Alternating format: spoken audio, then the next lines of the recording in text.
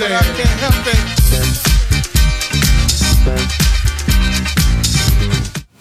Salam alaikum, masal khair, bienvenue dans votre émission Oussama Live avec la cravate de mon papa. Voilà, qui m'a prêté la cravate. Voilà.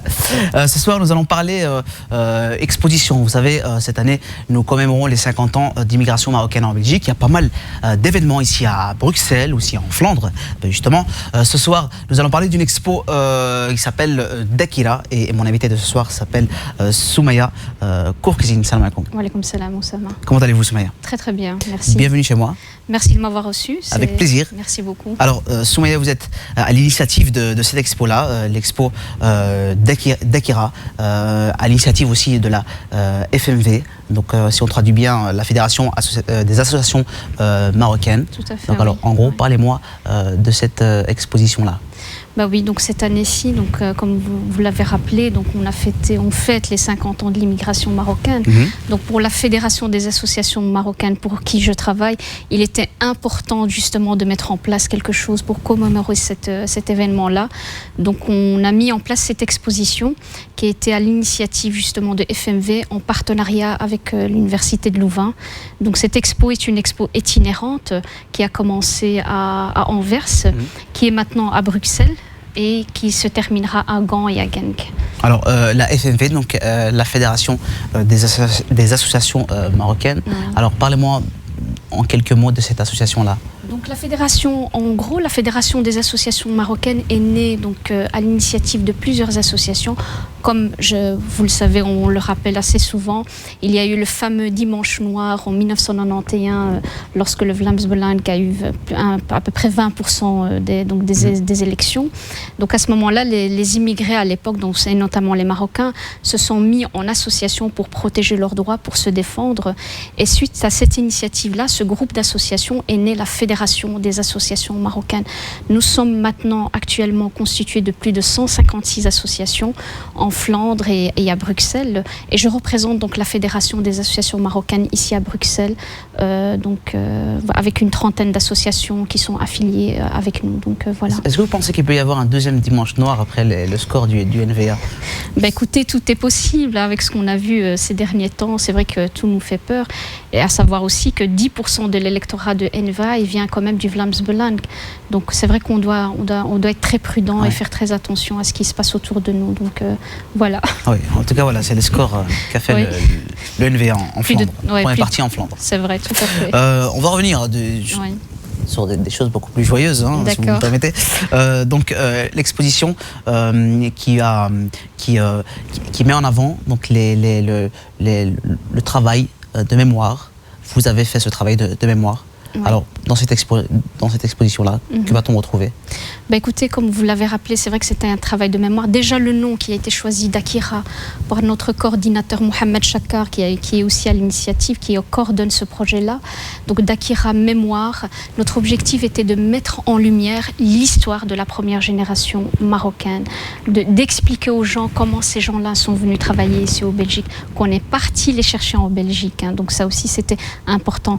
C'est vrai que lors de l'exposition, donc quand on reçoit des jeunes de la deuxième et troisième génération et qu'on leur raconte un petit peu l'histoire, ce parcours-là de cette première génération d'émigrés, souvent ils ne connaissent pas l'histoire de leurs parents ou bien de leurs grands-parents.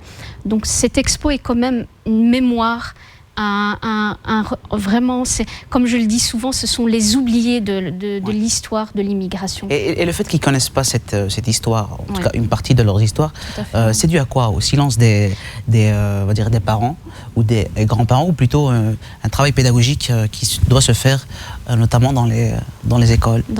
Justement, il y a ces deux aspects-là. C'est vrai que souvent on l'a constaté, les gens de la première génération ont très difficile à parler de cette partie de leur histoire, de leur arrivée ici, dans les conditions de travail dans lesquelles ils ont travaillé, ils ont aussi vécu, c'était pas facile. Et surtout, je pense qu'il y a un travail pédagogique qui n'est pas fait. Je pense qu'au jour d'aujourd'hui, il serait vraiment temps que les politiques puissent faire un effort pour justement que l'histoire de l'immigration en général, pas seulement l'histoire de l'immigration marocaine, mais l'histoire de l'immigration en général, puisse être cité dans les livres scolaires. Je pense que ça doit être vraiment fait, parce qu'on constate que nos jeunes, notamment de la 3e et même ceux de la 4e génération, ne connaissent rien de l'histoire de leurs parents et de leurs grands-parents. Donc il faut vraiment faire un travail sur ce côté-là. Et justement, Dakira, donc l'exposition, est un outil de départ pédagogique pour rappeler l'histoire de l'immigration, notamment quand on leur explique que ces immigrés-là ne sont pas venus par eux-mêmes seuls, mais qu'on est parti les chercher, que l'État belge est parti les chercher. Un petit rappel historique. Donc en 1956, il y a eu la catastrophe de Marcinelle, donc une catastrophe où beaucoup d'immigrés italiens sont morts. Donc tout à fait. Donc il y a eu plus de 200 immigrés italiens, de travailleurs immigrés italiens qui sont morts. Donc c'était une catastrophe qui a fait beaucoup de morts et qui a été très difficile pour le gouvernement italien. Suite à ça, ils ont décidé de ne plus envoyer justement de travailleurs italiens ici en Belgique pour travailler dans les mines, à savoir que les conditions de travail à cette époque-là étaient très difficiles. Donc, le gouvernement belge a décidé d'aller chercher des travailleurs ailleurs, et notamment au nord de l'Afrique. Et c'est suite à ça, en 1964, exactement le 17 février, qu'il y a eu l'accord bilatéral entre le Maroc et la Belgique, justement, pour envoyer des travailleurs marocains pour venir travailler ici dans les mines. Donc voilà. Donc c'est aussi un aspect de l'histoire que peu de gens connaissent. Donc, Et pourquoi une expo et pas une autre initiative? Est-ce que vous pensez qu'une exposition peut vraiment ouvrir les yeux sur l'histoire, sur la mémoire? Bien sûr, on a voulu que cette expo soit très variée.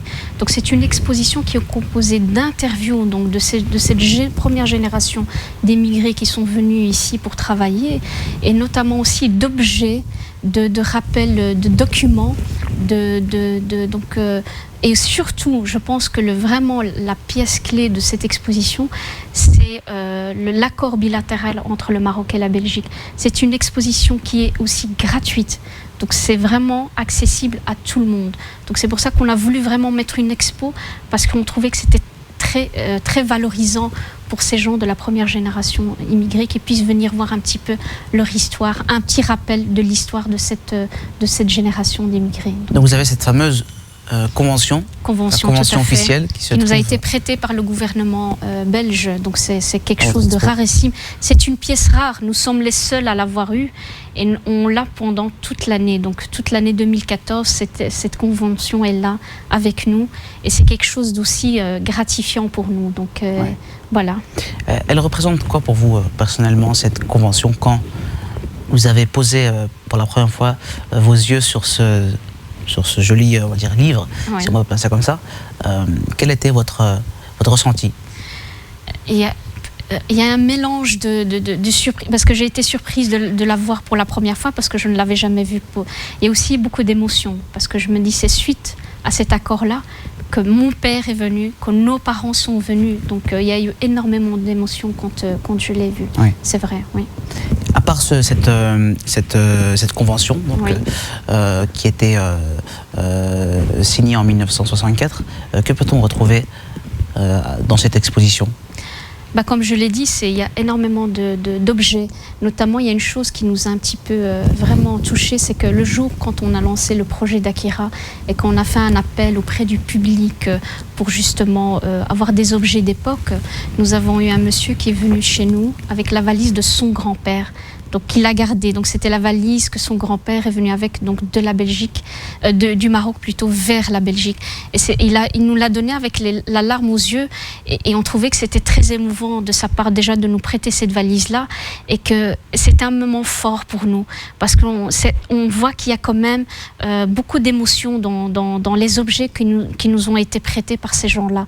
Donc pour nous, il y a toute cette composition-là d'objets, d'histoire, de mémoire, des documents, donc des premiers contrats de travail, donc notamment des gens qui nous ont prêté leur premier contrat de travail avec lequel ils sont venus ici travailler en Belgique.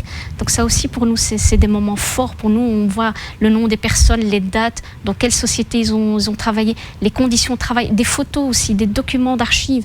Donc c'est une exposition que je dirais qui est quand même assez riche, de documents et d'histoires. Et voilà. Ouais. Donc, alors j'ai reçu pas mal d'invités ici dans cette émission, notamment à l'occasion de cette 50e année de commémoration d'immigrés marocains.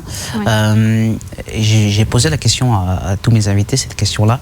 Comment ressentez-vous et comment vous prenez cette commémoration? Comment vous la vivez personnellement, vous qui êtes fille d'immigrés? Moi, personnellement, pour moi, c'est rendre un hommage à cette première génération d'émigrés. Parce qu'en parallèle donc, de l'exposition d'Akera, nous avons aussi organisé pas mal de petits événements, notamment des débats, et aussi tout récemment une rencontre avec la première génération d'émigrés. Donc c'était une rencontre entre cette première génération et les jeunes, donc de la deuxième, troisième et même voire même quatrième génération. Donc c'était un moment fort où on voyait ces gens-là raconter leur histoire, leur rendre hommage. Et pour moi, c'était un moment beaucoup d'émotion parce qu'on a eu beaucoup de mamans qui ont pleuré. Parce que c'est vrai qu'on parle des hommes, mais énormément de femmes aussi ont vécu cette immigration d'une manière assez difficile parce qu'elles ont quitté leur famille. Elles étaient très jeunes, elles étaient ici, elles n'étaient pas sociabilisées. Donc voilà. C'est vrai qu'on n'en parle pas, on va dire, beaucoup. C'est vrai. On parle souvent des immigrés, de nos papas. Il y a eu une exposition il n'y a pas très longtemps à l'Espace Bac, dont on a fait la promotion ici, avec une historienne et une styliste. C'était de rendre hommage à ces femmes d'immigrés qui ont énormément aussi sacrifié. Voilà. Oui. Et vous pensez que c'est un point qu'on n'aborde pas assez? On parle souvent des hommes, des papas et pas assez des mamans. Pourquoi on n'aborde pas assez ce point-là? Parce que l'immigration a débuté avec les hommes. Parce que comme je vous l'ai dit, l'accord qui a été signé entre la Belgique et le Maroc, c'était les hommes qui devaient venir travailler dans les mines, notamment beaucoup dans les mines. Donc voilà, donc il n'y avait pas vraiment une politique d'immigration où on faisait le regroupement familial ou que les femmes devaient venir. C'est bien après. C'est bien après. C'est bien après, tout à fait. Parce que la plupart des hommes, quand on a fait l'interview justement avec eux, nous disaient, nous on était venus dans quel objectif? De venir travailler, ramasser de l'argent et retourner au pays. C'était dans cette optique-là. Donc c'était de travailler 1 an, 2 ans, 3 ans, voire même 5 ans et de retourner au pays. Donc ils n'avaient pas l'intention de rester vivre en Belgique. Mais bon, donc les choses ont évolué, et donc ce qui fait que par la suite, il y a eu le regroupement familial, il y a eu donc les hommes qui se sont mariés, qui ont apporté leurs femmes. Donc c'est toute une histoire qui a évolué. Donc malgré ça, il y avait toujours pas de politique d'immigration. Notamment, par exemple, on a eu la chance d'avoir un des anciens responsables du foyer, donc le foyer moulembécois qu'on connaît à Molenbeek, qui est une des premières institutions justement qui a été mise en place pour ces premiers enfants d'immigrés qui sont venus du Maroc et qui n'avaient pas de lieu de rencontre et qui n'avaient pas de lieu de partage ou où pouvaient faire des activités. Donc le foyer n'a été mis en place qu'en 1969, mais c'était une des premières institutions. Donc voilà, pour vous dire qu'à cette époque-là, il n'y avait pas de politique de regroupement familial ou bien de recevoir des familles d'émigrés. Donc voilà. Ouais, c'est vrai que c'est venu par après. C'est venu bien après. Donc c'est pour ça que ces femmes-là, on n'en parle pas beaucoup. Et souvent, toutes ces femmes qui sont venues du Maroc, la plupart sont venues pourquoi? Donc pour rester, s'occuper des enfants et du mari à la maison. Elles étaient souvent à la maison. Donc le mari partait travailler, les femmes restaient à la maison pour s'occuper des enfants. Et la plupart ne maîtrisaient pas la langue, donc elles n'avaient pas une vie sociable. Donc ça aussi, ça a été une grosse difficulté pour eux, vu en plus des conditions de vie et de temps, le mauvais temps aussi. Elles en parlent aussi souvent, donc la neige et tout ça. Donc ils me disaient le temps d'avant, c'est pas... Vous parlez à vos parents de cette période-là, oui. J'ai beaucoup parlé à mes parents. C'est vrai que j'ai eu l'occasion. Écoutez, moi, mon père, ma mère est venue un peu plus tard en 74, mais c'est vrai que mon père m'a beaucoup parlé de l'époque où il est venu, de son premier travail. Donc il a commencé à travailler aussi à Charleroi. Mais lui, c'était dans une usine de construction, ça. Et il m'a dit que c'était très difficile. Donc c'était très difficile, les conditions n'étaient pas les mêmes. Notamment une petite anecdote qu'il m'a racontée, c'est vrai qu'on en rigole, mais à l'époque c'était très difficile. Peut-être ici de la bande exclusif, une anecdote ici donnée par Soumaya, une anecdote de son papa. Donc voilà, augmentez le son de vos téléviseurs. Verser le thé maintenant puisque ça fait énormément de bruit et voilà, nous allons entendre l'anecdote de Soumaya. Soumaya, c'est à toi. Barakallahu fik. Donc la petite anecdote, c'est que il quitte un pays, il vient dans un autre pays, vous savez, manger halal, donc c'était aussi des difficultés de ces gens-là. Pour nous maintenant, on n'y pense même pas. C'est un projet très difficile. Voilà, tout à fait. Donc il m'a dit pendant 4 ans, il a mangé du poulet. Donc quand il allait à chaque fois au marché acheter du poulet, quand il dbah bidé, donc il faisait donc là-bas lui-même. Il m'a dit pendant 4 ans, j'ai mangé du poulet. Donc il avait une petite maisonnette mais à l'extérieur. Voilà, à l'extérieur. Et il m'a dit, pendant 4 ans, ma fille, j'ai mangé du poulet pour respecter, pour manger halal. Donc ça, c'était aussi... Mais c'est des petites choses comme ça, mais bon... Qui redonnent le sourire. Qui redonne le sourire. On n'est pas conscient. Il y a ce manque je pense, on constate un peu qu'il y a un manque de dialogue entre la première génération et la deuxième génération. C'est tout à fait vrai. C'est-à-dire qu'on découvre, j'ai découvert aussi des choses sur mes parents durant cette année des 50 ans d'immigration.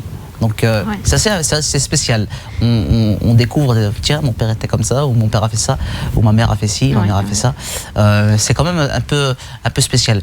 Il faudrait attendre 50 ans, la 100e année de commémoration pour avoir d'autres informations. Je pense pas. Non.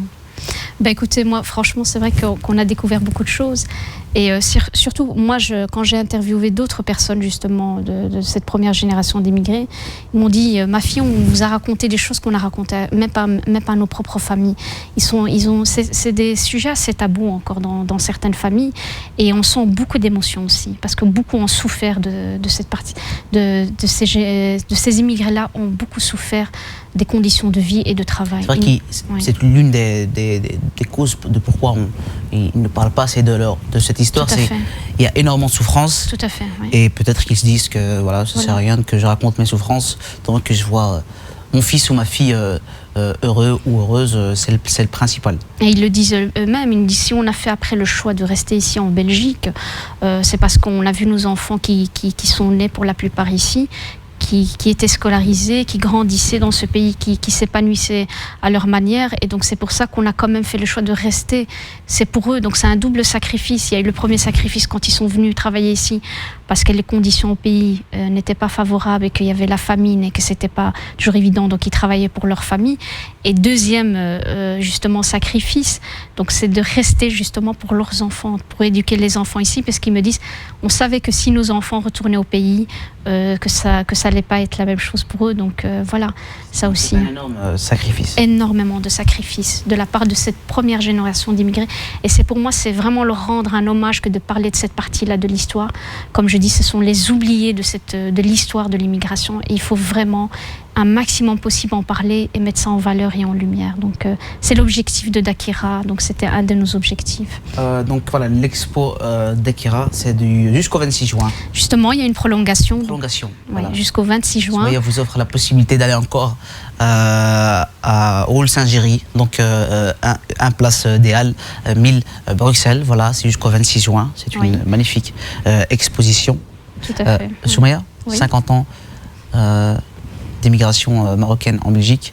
Une simple question, est-ce que pour vous, le bilan, même si ce terme est un peu vulgaire pour certains, est positif?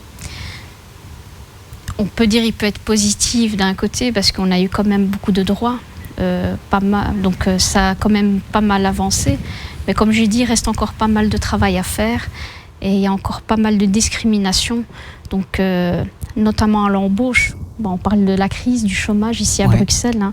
Quand on sait que les jeunes entre 18 et 25 ans, donc le taux de chômage le plus élevé est dans cette catégorie d'âge-là, donc à peu près plus de 45%, et justement dans des communes comme Molenbeek et autres. Donc voilà, il y a encore du travail à faire. Je pense qu'il y a encore du chemin à faire.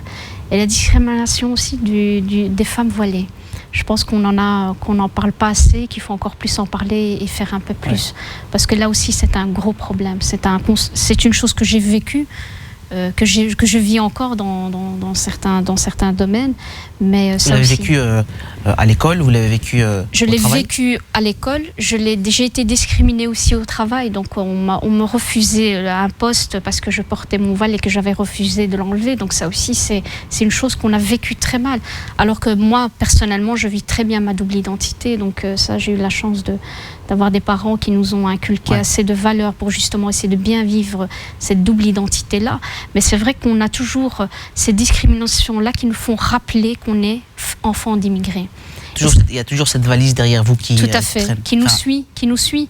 On est fiers de cette double identité. C'est ce que je dis aussi aux jeunes. Donc on a eu notamment plusieurs écoles qui sont venues visiter l'exposition. Et la double identité, je leur dis, il faut la vivre. C'est pas un fardeau, au contraire, c'est une richesse. Et donc justement, mais malheureusement, cette discrimination, que ce soit à l'embauche, que ce soit pour nous les femmes voilées ou les jeunes en général, nous font toujours rappeler qu'on est quand même fille d'immigrés parce qu'on s'appelle Mohamed ou bien Fatima. Donc ça aussi, il y a encore du chemin à faire. Ouais. Est-ce que vous pensez que ce genre d'initiative, c'est-à-dire les expositions, peuvent faire changer ces mentalités-là? Bien sûr, tout à fait. Mentalités un peu discriminatoires. Tout à fait. J'ai eu l'occasion de rencontrer plusieurs personnes, notamment des Belges ou bien des Italiens ou des Européens en général, qui sont venus voir l'exposition, ou des universitaires, et qui justement, il y a des choses auxquelles ils n'étaient même pas au courant, donc des conditions de vie de ces immigrés-là, comment ils ont vécu. Je leur dis, ce sont des gens aussi qui ont participé à la construction du pays, de la Belgique. Beaucoup d'émigrés ont participé à la construction du métro bruxellois. Ça aussi, donc c'est un rappel aussi qu'on fait. Donc c'est des choses, c'est ce que je dis aussi aux enfants d'immigrés. Je leur dis, vos parents ont participé à la construction du pays. Soyez fiers de ce qu'ils ont fait. Donc ils sont pas venus pour rien. Donc ça aussi, c'est une chose qu'on rappelle. Et qu'on rappelle à ces gens-là aussi. Beaucoup de choses, cet aspect-là de l'histoire des immigrés qui fait aussi partie de l'histoire de la Belgique, qui est méconnu des Belges de souche ou bien des Européens en général. Donc pour nous, c'est une bonne initiative justement de rappeler toutes ces choses-là. Ouais. Est-ce qu'il y a d'autres initiatives en parallèle? Oui, tout à fait. On a eu donc justement à l'occasion de cette exposition, comme j'ai dit, on a fait des rencontres avec des premières générations d'immigrés et avec les autres générations. Et aussi, on a mis en place des débats, des activités pour femmes. Et surtout, je pense, une des initiatives qui va continuer, parce que l'expo, on a eu la chance que l'exposition va continuer jusqu'en 2015, parce que plusieurs villes de Flandre sont venues la visiter. Et des responsables de musées nous ont demandé de leur prêter, donc de leur passer l'exposition, donc gratuitement, pour justement pouvoir l'exposer dans d'autres. Donc c'est une expo qui ne va pas seulement faire les 4 villes principales dont on est à l'initiative, mais aussi dans d'autres villes, notamment en Flandre. Donc voilà, donc c'est pour nous c'est une bonne initiative. Et surtout la grande initiative auquel on y tient, c'est de mettre en place. Donc ça a commencé déjà, une base de données où toutes ces données sur l'histoire de l'immigration, sur l'histoire de la première génération d'immigrés, donc sera enregistré, peut être accessible aux universitaires, aux associations, donc aux responsables, parce qu'on s'est rendu compte, que ce soit moi-même ou bien ma collègue Yousra El Morabiti, qui a beaucoup travaillé sur cette exposition-là, qui a fait énormément de recherches, on s'est rendu compte qu'il y avait très peu de documents d'archives par rapport à l'histoire de l'immigration marocaine notamment, que ce soit dans les archives des communes, que ce soit j'ai été jusqu'à Charleroi pour aller chercher des documents, il y a très très peu. C'est vraiment le bouche à oreille, les gens qui nous ont communiqué, qui nous ont donné plutôt leurs documents. Donc voilà. Donc voilà, vous le signalez aussi aux téléspectateurs et téléspectatrices, nombreux et nombreuses ce soir, que l'expo peut revenir en Flandre. Tout à fait. Puisque nous sommes diffusés dans toute la Flandre via Telenet. Donc voilà. Très bien.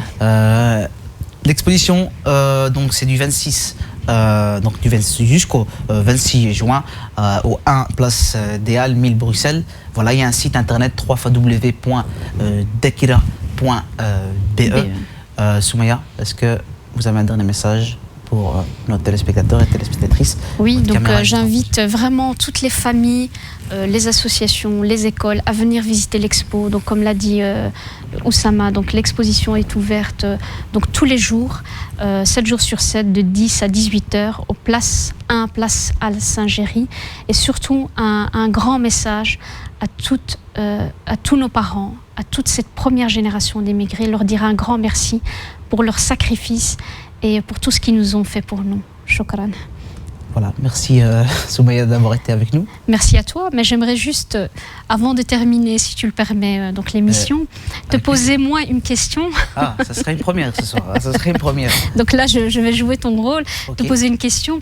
Comme je sais que tu es venu voir l'exposition d'Akira, tu as eu l'occasion de venir la voir, qu'est-ce que tu en as pensé et quel était ton sentiment lors de la visite de cette exposition? C'était pas bien, c'était pas bien. Non, franchement, j'étais voir l'exposition, oui. puisque j'étais invité hein, au vernissage. C'est une très chouette exposition. J'ai eu, pour le coup, j'ai eu pas mal d'émotions. Hein. J'ai pas versé des larmes parce que si je verse des larmes, je risque de m'inonder vu ma taille.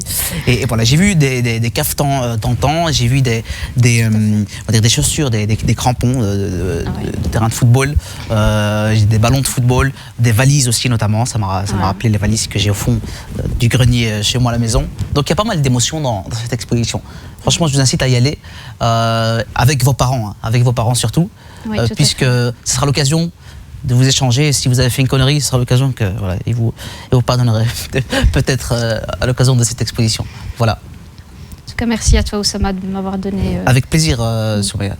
Vous revenez dans une prochaine édition, peut-être une autre exposition. Merci à vous, chers téléspectateurs. On me signale à l'instant même, qu'un garçon de 10 ans allait se faire kidnapper. C'est un Saint-Jossois, donc ça s'est passé à Saint-Josse. Il quittait l'école pour entrer à la maison. Un individu en camionnette lui a proposé des bonbons pour l'attirer dans sa camionnette. Donc voilà, mesdames et messieurs, parents, mamans, frères, sœurs, faites preuve de vigilance face à ce genre de situation. Vous savez, nous les médias, on est là pour vous faire l'actualité, mais aussi pour vous prévenir face à ce genre de situation. Voilà, merci de votre fidélité. Wassalam.